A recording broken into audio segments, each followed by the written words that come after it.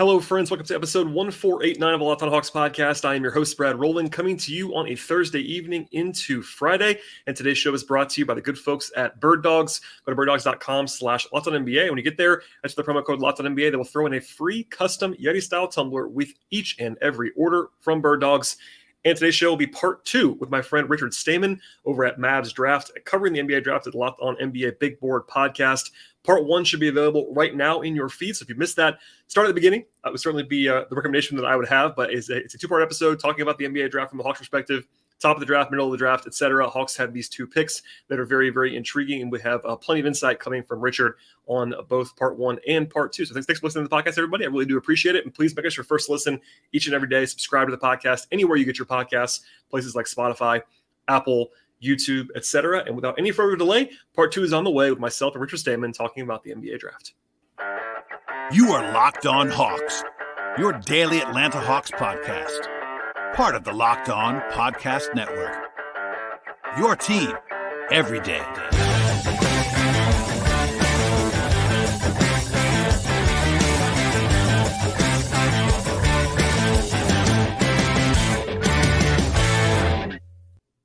We won't dwell on this too much because I don't want to be negative. It's not fun to be negative, but I do want to ask you, you've seen enough consensus mocks, all that stuff. Like who is maybe a guy that you wouldn't love in Atlanta? That's a reasonable pick that they could make at 15, because I have a couple of guys that I at least, and like I said, I wouldn't hate many of these players that are usually in this range, but like if you had to pick one, I'll twist your arm and say you don't like this fit or you don't like the player that much. Anybody that like jumps out to you as like a reasonable guy that could take that you wouldn't love? I feel like this is one of those times, like, I don't know if you've watched Seinfeld, but I feel like I have to go the opposite of my gut here because It burned me so bad last year. But I'm going to do it anyways. And last year, Jaden Hardy burned me. I was like, this guy, like, he's too inefficient in the G League. I don't think his game translates. And he's actually been very good for my Dallas Mavs. Now, there's somebody who kind of fits that same mold. Context was bad at where he played, but he's a shooter. He's a 6'4" guard. He has some guard skills, but needs polishing. And that's Nick Smith. I think the theory of him is nice, where it's you get this off-ball player, 6'4", 6'5", has growing playmaking ability. But for me right now, I worry because his defense, it comes and goes. I think some of that's injury related. I'll cut him some slack there. But the pick and roll ability, he rushed everything. And yeah, the spacing at Arkansas wasn't great, but he looked so confused on how to run a simple pick and roll. And that stuff really worries me for a feel for the game. Like there was a game versus Tennessee. It was just a disaster of a game. And I remember watching and I was like, how is this guy a top 20 player? So I don't have him top 20 personally. I know he's in that mix. You never know with Clutch. I think they generally have a little bit more pull, especially given the Hawks 2-star players, if I'm not mistaken, having Clutch ties. So you never know, but I do think there's a lot of risk with him. He might just end up being a 6'5" off-ball shooter, which I just don't know how much value that has. I've joked about this a little bit on the podcast and off. Like, I think that the Hawks are going to take Nick Smith just to troll me because I like him, I think, more than you do in a vacuum, but I don't like the fit very much. I think he would be better off going somewhere besides Atlanta. And that doesn't mean he couldn't work in Atlanta. I'm not saying it would be an awful, indefensible pick, but of all the guys that I have in my top 20-ish, I think he's probably my least favorite fit. It's either him or Bryce Sensabaugh. Of guys that I just don't love in Atlanta. And it's not because they're bad players. Sensabaugh it's the defensive questions and it's kind of the weird. He's a scorer, all that stuff. I'll ask you about him too. But I have a hard time really killing anything that they could do within reason. Like I had somebody, I did a podcast. I was visiting on a podcast actually, and I want to ask you this too. And they asked me who I didn't want. And I gave an answer. I think I might have said Nick Smith. And then they said, "Hey, what do you think about if the Hawks were the Bobby Klintman promise team?" And I was like, "Whoa!" It blew my mind because I have him in the second round. So but like that would be one where like, okay, that would probably get me to raise my eyebrows. But like beyond anything like that, I mean, even again, I just said Nick Smith. I wouldn't love it. It's defensible. Like he's a talented guy. Yeah, and that's the thing. Like I could see the argument on Nick Smith. If it was Klintman, yeah, same. I have the same reaction that you're having right now. I was like, wait, please don't do this. Right, exactly. And at least if you love that guy or you love somebody that you – okay, so this actually came up today, and I'll throw this at you. Max Lewis worked out for the Hawks. And I've heard a little bit that they seem to like Max. I'm not saying that they're tied to him by any means, but I think he kind of checks some boxes they're looking for. I have Max Lewis quite a bit lower than 15 on my board. Not a ton, but like that's a perfect example of a guy where like it's never as easy as you can definitely move down to so-and-so pick and get that guy. But I do think that just taking a guy that I have rated in the mid-20s at 15, not the best process in the world. But again, if they take him, it's like, okay, this is our guy. We like him. Do you like Max Lewis? I don't. He's kind of an interesting, polarizing guy too. I think he's a little bit further along than I would want for somebody at Atlanta. Like Atlanta's just in such a weird position because they're the first pick out of the lottery. They're in a window where they're trying to get back to at least the Eastern Conference Finals, right? Like they have a timeline that's now. It's a very weird window. And with him, he's got a lot to learn defensively. I think the Pepperdine system was pretty rough. It didn't do him any favors. It was honestly not to like insult it or anything. It just wasn't a fluid system, especially for someone like him. He has to get stronger. He averaged more turnovers than assists. Like it's a learning process. And if you're drafting a combo guard, kind of shooting guard wing for Atlanta, I don't know if he's the right guy. I personally would rather have Bryce Sensabaugh, although he's kind of the same boat. Yeah. He's got to learn a lot. Like he has no idea how to play right now, but he's super talented. I think there's a lot of intrigue. He's got like this super long crossover. It reminds me like it's like the AI level of how far he goes. He doesn't have the AI crossover. Right. But like I just think things like that are important. He can post guys up. He has a really good feel for the game. He's good offensively, but I just think he's got a lot of ironing out to do. And if you're trying to get him year one, you're going to have a lot of bumps along the way. And I don't know if Atlanta can afford it. Yeah, I think we're on the same page there. I just was that came up today, and it was on my mind. I'm just throwing a bunch of names at you. So my thank you for being versatile, and I trust you to know all these players, which is great. Another guy that I haven't talked about a lot on the podcast, I tend to like him, but also acknowledge that a lot of the numbers, like he's not going to be translating well in the analytics. Is Jalen Hood-Schifino. He seems to be a guy that everyone is split on because his numbers were not good at Indiana, but he is talented. He's got good size. What do you make of him and also potentially his fit? Because he was really an on-ball player at Indiana, and he would be obviously less of that in Atlanta if he were to come here. I love Jalen Hood-Schifino. I recently put out a scouting report on him and did my deep dive. I came away just really impressed. I remember watching his game against Purdue where he dropped 35 points. Dude was a pick-and-roll maestro against not arguably, I think he was the player of the year, Zach Edey. Like a giant with a 7'10" wingspan. He killed him in the pick-and-roll. And for me, that stuff matters a lot. He used a lefty floater, which I'm an absolute sucker for the offhand floaters. Like that's the stuff I love. I think he's got really good defensive upside. He needs to get a little bit more discipline. He jumps at a lot on the perimeter. Could have been an Indiana thing. I've been going back and forth about if that actually was him or if that was Indiana. The one thing that worries me offensively, but I want to preface this. He has such a good floater that I don't think this matters, is the finishing is alarming. The numbers aren't good on the year. Just looking at his shot chart, he shot 49% at the rim, not good. And then on top of that, he doesn't get much lift. Like the athleticism when he goes to the rim, I think he might have only had like one or two dunks in the half court all year. So that's alarming. And he's 6'5", 6'6". Should be a lot higher in college basketball. That's the one concern for me is just how can he counter that athleticism to the rim? Do you think that he fits better on a team that has a primary like Trey, where he doesn't have to have that responsibility? Because that's something I was talking about with somebody the other day. It's like, do you want him to be more on the ball, or is it better when he's like he's definitely not the primary? Like in Atlanta, he would not be, obviously, under any circumstance. Maybe off the bench he would be if DeJounte, whatever, in the future. But as long as Trey's there, he's not going to be given that responsibility. Yeah, I mean, he can play off ball just fine. I think that's something where it needs a little bit more tweaking, but. I mean, he shot 78% from the line. I'm a hardcore believer free throw percentage is way better of an indicator than three-point percentage. And he shot 33% from three. So it's not like awful, just room for improvement.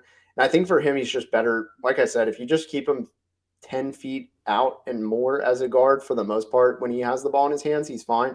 And he can probably get better at spotting up next to Trey. I think he can thrive really as that your turn, my turn, almost off actually, we need you to do it like just an improv guard, if that makes sense. Like if Trey or DeJounte gets trapped, Jalen Hood-Schifino can step up.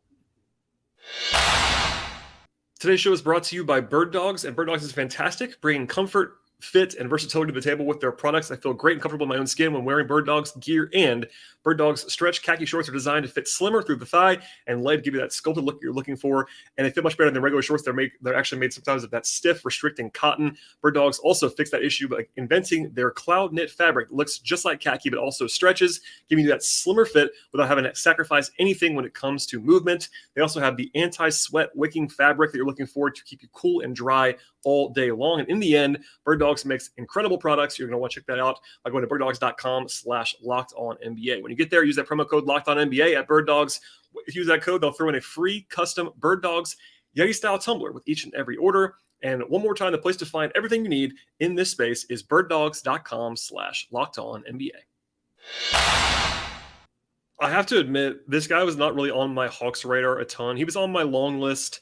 But actually, as we're talking today, the most recent ESPN mock, and ESPN, it's Intel, it's come and go, whatever it is. But they talked about this guy and the Hawks. So I got questions about him, and I was like, I'm talking to Richard today. I'm going to ask him. Noah Clowney is a guy that I have in my top 25-ish, but as an interesting player. Like, is he a big? He's listed at 6'10", I think, 210, something like that. He's pretty skinny. Is he a big? Is he just a 4? Talented guy. Alabama, obviously he's not been in the spotlight because Alabama was Brandon Miller for the most part, but an interesting player, lots of intrigue as an athlete. But what do you make of him overall? And also, do you see a path for Atlanta? Because that fit didn't ever occur to me as a very clean one, but maybe it worked. Yeah, I worry there's a little bit too much overlap with Okongwu a little bit. Mm-hmm. I will say him being next to Charles Bediako at Alabama really helped him as a defender. But for the most part with him, he slumped from shooting. I mean, he just had a rough patch outside of, just cherry picking the numbers. He played 36 games. There was one 14-game stretch from the last game of January to middle of March. Again, very cherry picked, but it's enough to kind of highlight, hey, the shooting isn't all bad. It was honestly just an insane cold streak. He missed 20 straight threes, I think, in the middle of January. And then after that, the next 14 games, he shot 37.5% from three and 73% from the line. So there's a lot of real indicators that he can actually stretch the floor. But what I love about him is just he has every intangible you want from a big. He tries incredibly hard. He's long. He's athletic enough at the rim. He can contest shots very well. He has the motor. He has an incredible feel as a rebounder. To average 7 rebounds a game as a too big power forward, when you got him for rebounds in college basketball, that's really impressive. His nose for the ball, it just wowed me. I really don't usually care about rebounding. I generally think it's an overstated stat just because, feels like half the time it's just everybody's already back on defense. But I really think in college that stuff matters more and rebounding translates. I think he's somebody who, if you think Capello or Okongwu was in there last year in Atlanta, he's a really good insurance call. And honestly, I've heard that Noah Clowney's going higher than everywhere in the mock has him. Yeah, I was. That makes sense because, I got questions from people today that saw that ESPN mock. They were surprised he was that high. And I'm like, I actually hear that's a reasonable range for him. I just wasn't thinking about him as a super Hawksy fit, but maybe it would be if they were planning to do some differences in the front court. I floated. I don't know if he's going to be available either. He might go to the team that you cover the closest, the Mavs. Derek Lively's a guy that's I've mentioned if they have a plan to trade Capella, you could take him if he falls to you. I don't think number one, I would guess he doesn't fall to 15 at this point, but it's kind of the Hawks are in an interesting position where there are basically no cross-offs because the only thing that I've said the Hawks couldn't really draft is a small, no defense point guard. And those guys aren't really in this. There's nobody in this draft that's like that. So it's the only other spot where they could just avoid is a center. But if they are planning on moving on from Capella, they could draft a center. They could draft a big. It wouldn't be too weird to me because, best player available especially. So, Clowney's just a guy I hadn't considered too much for the Hawks. I've watched him a ton, but now it seems okay, that might be a reasonable fit if they just think he's the best player, and he might be. Yeah, I don't know if Lively would be an interesting guy. I actually think he'd be a good fit in Atlanta. He's one of those guys where Atlanta's actually a good spot because you can develop him for a year while you're finishing out the Capella / Okongwu experience too. I think that'd be or you just wait. Again, for me to take Lively, you'd have to, A, he has to follow you.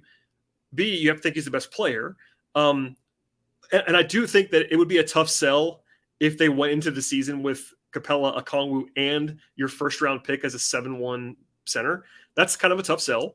But this is a team that doesn't have to have their first round pick play. In fact, he probably won't play very much. It was a surprise to everyone how much Griffin played last year. It's because he was so good. If he had not been as good as he was, he wouldn't have played very much.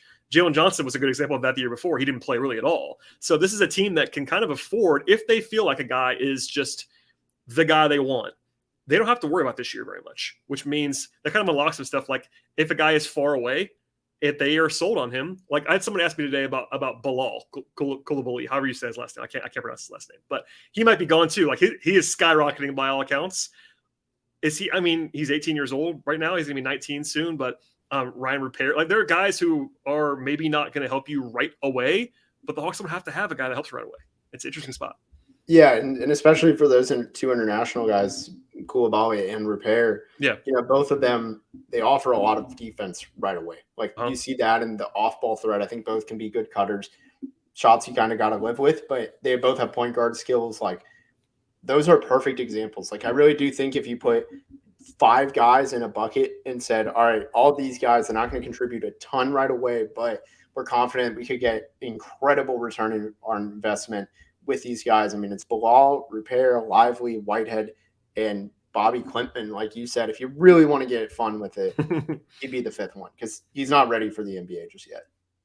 Yeah, I mean, maybe that makes it a little bit more interesting because they just – I know that fans would hate it, but if the Hawks were just kind of open with it, like, hey, we love this guy, but we're not going to put pressure on him to play right away, I understand that as a thought process. And especially in the NBA with where the Hawks are, there is some freedom in not having to draft for need. They don't have a huge glaring need other than just general defense, which they do need that on the perimeter. They don't have a positional need they have to check.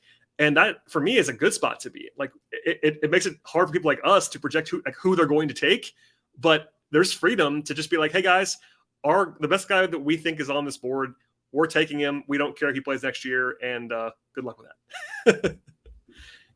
Yeah, I mean, I really do think that's a luxury. Like a lot of teams can't do that. Dallas, for example, they have to find somebody who can help them both now and long term, which is why I don't think Lively's necessarily their guy. And being where Atlanta is, like you hit in the draft last year, you're playing in a way with house money, but also, again, because this team underperformed, you're not. But, like, in terms of just talent on the roster, you are playing with house money. Today's show is brought to you by FanDuel. You can make a fast break to FanDuel during the NBA playoffs because right now FanDuel customers get a no-sweat first bet of $2,500. Yes, that's $2,500 back in bonus bets if your first bet does not win at FanDuel. They also have great promotions each and every day at FanDuel, and you can get paid instantly when you happen to win. The app is safe and secure, and FanDuel has every time a betting angle that you're looking for that you honestly could possibly want. They cover the whole range of sports that you might enjoy, including the NBA and the WNBA, football, baseball, golf, tennis, soccer, auto racing, horse racing, and much more. And they have all the wagering options you're looking for as well. They have live betting, futures, player props, point spreads, totals, money lines. If you're looking for it, they have it at FanDuel. And there's no better place in the world to find what you're looking for in the NBA playoff action space than America's #1 sportsbook. Visit FanDuel.com/lockedon right now to get no sweat first bet of $2,500. That's FanDuel.com/lockedon. FanDuel, official sports betting partner of the NBA. Before I get you out of here, and you give me a lot of time, so I appreciate it, I do want to ask you about some second-round guys because not everyone knows enough about prospects to go deep into the second round. The Hawks have the 46th pick. That's a real pick. It's not a fantastic one, but it's one they could use. They could utilize. They got pretty lucky with the way the Pelicans pick landed, long story short.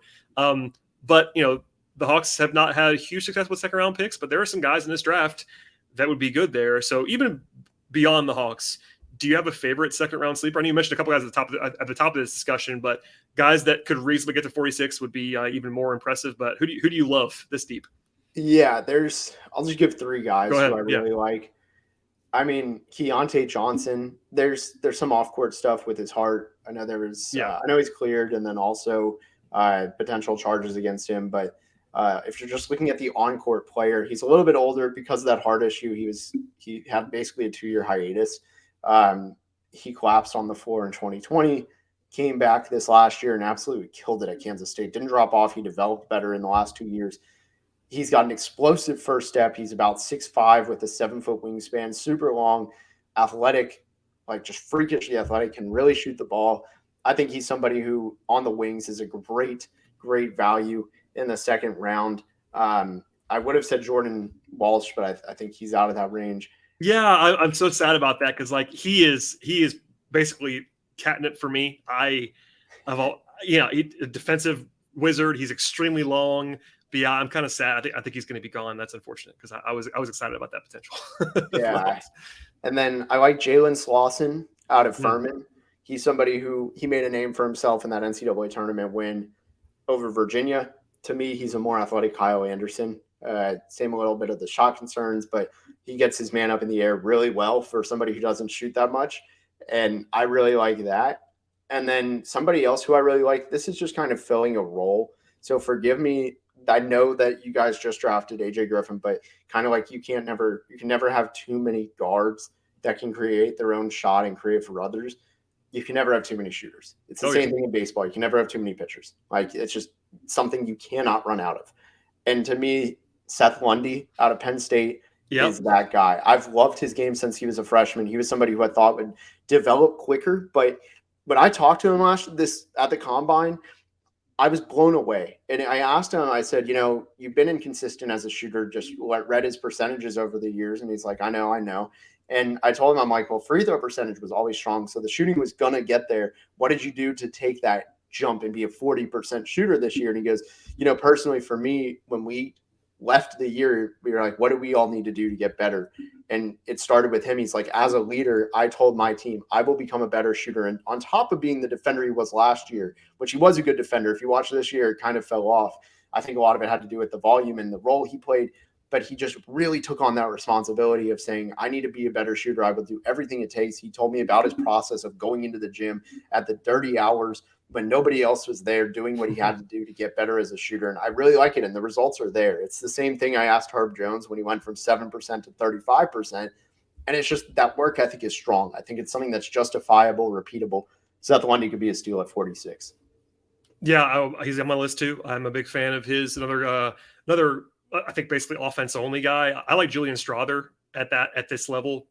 He can't play defense, but he can shoot. He can shoot and he can score. I have my friend Jackson Frank has been on this podcast before, covered Gonzaga closely, went to Gonzaga, and he's like, I like him if you don't have to play defense. And it's like, yeah, I mean, but at 46, you're just trying to find somebody that could be your ninth man in the future, and he could probably do that, I think. I recently just moved him up into my first round grade because he's such a lights out shooter, and he's intelligent and he's got good size. I'm not even going to try and overthink it because I did this last year with a couple guys, and I truly think his shot is so fast.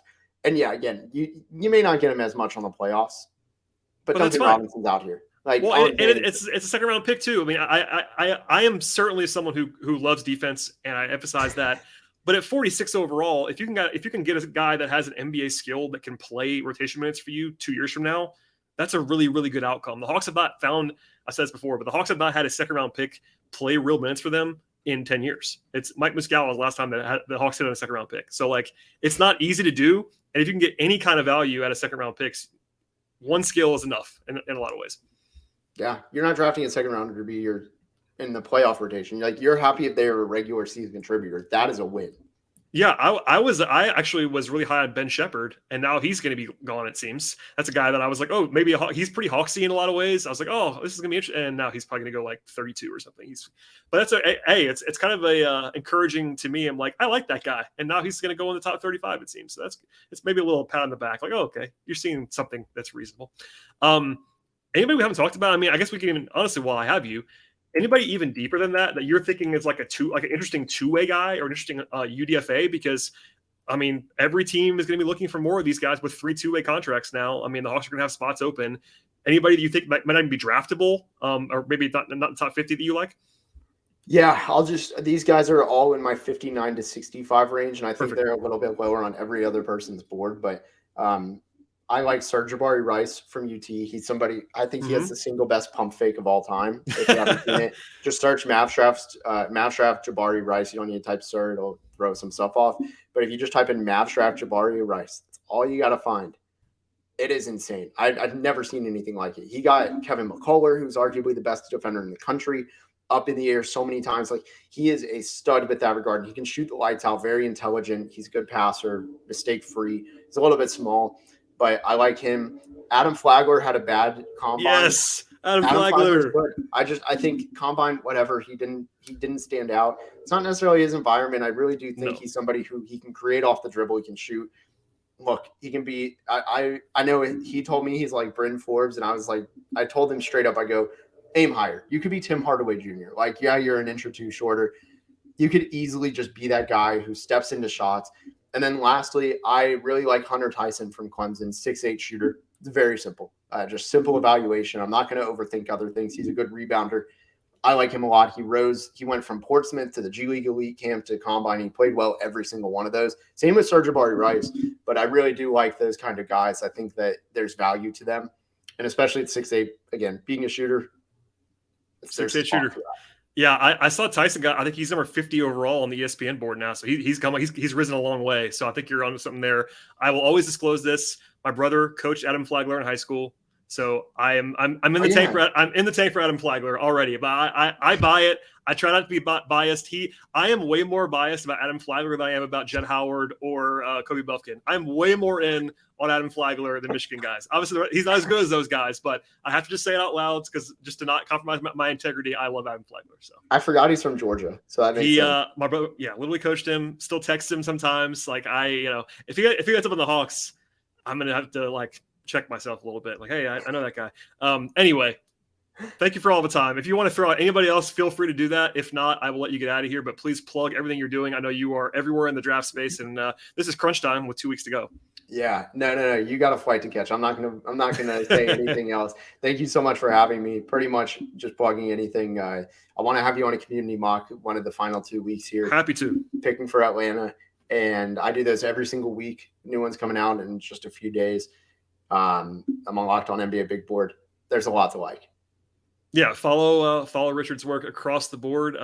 We've been doing this for a while, and that's mostly my fault, but I do appreciate you coming on, giving me a bunch of time, especially prime time, again, 2 weeks to the draft. So thank you for doing this. I really do appreciate it. And subscribe to Locked On NBA Big Board. This is it's a crossover event, I guess, on some level where it's internal. It's how they say it, horizontal teasing, I think is the way that they say it behind the scenes. So yeah, go ahead and do that. Also subscribe to this podcast. I appreciate everybody listening to the show, and we'll see y'all next time.